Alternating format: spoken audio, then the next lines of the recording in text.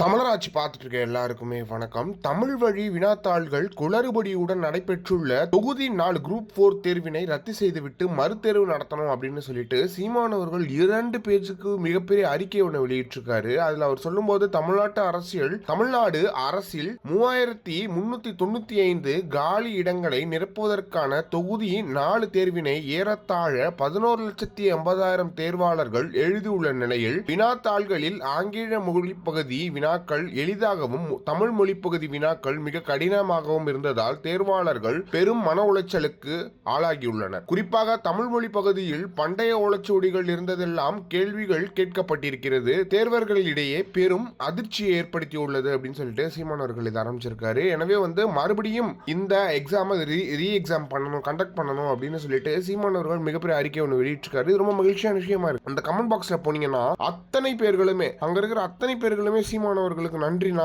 நாங்க ரொம்ப கஷ்டத்துல இருந்தோம், ரொம்ப மன உளைச்சல் இருந்தோம், ரொம்ப ரொம்ப நன்றினா அப்படின்னு சொல்லியிருக்காங்க. நிறைய பேர் அதுல ஒருத்தர் சொல்லியிருக்காருன்னா தாவைக்காவை சேர்ந்தவன், ஆனா ரொம்ப பெரிய நன்றினா உங்களுக்கு, எனக்கு ரொம்ப கஷ்டமா இருந்தது எக்ஸாம் அப்படின்ற மாதிரி எல்லாம் சொல்லியிருக்காங்க. நிறைய பேர், அவ்வளவு பேர் சீமான் அவர்களுக்கு நன்றி நன்றி நன்றி நன்றி நன்றின்னு சொல்லியிருக்காங்க. இதெல்லாம் யாருமே வெளியிடுறது கிடையாது. குரூப் 4 எக்ஸாம் நடந்தது, அந்த எக்ஸாம்ல இவ்வளவு கஷ்டமான கொஸ்டின் பேப்பர்ஸ் இருந்துச்சு, அவன் எவ்வளவு கஷ்டப்பட்டு படிக்கிறான், எவ்வளவு கஷ்டப்பட்டு அந்த எக்ஸாமுக்கு ப்ரிப்பேர் பண்றான், இவ்வளவு கஷ்டமா கொஸ்டின்ஸ் கேட்டீங்கன்னா எப்படி இருக்கும் அப்படின்றது தெரியல. எனவே இந்த திராவிட மாடல சீமானவர்களை தவிர யாருமே கேள்வி கேட்க முடியாது அப்படின்றது ஒண்ணு இருக்கு. இதை பத்தி நீங்க என்ன நினைக்கிறீங்க அப்படின்றத மறக்காம கமெண்ட் பாக்ஸ்ல சொல்லுங்க.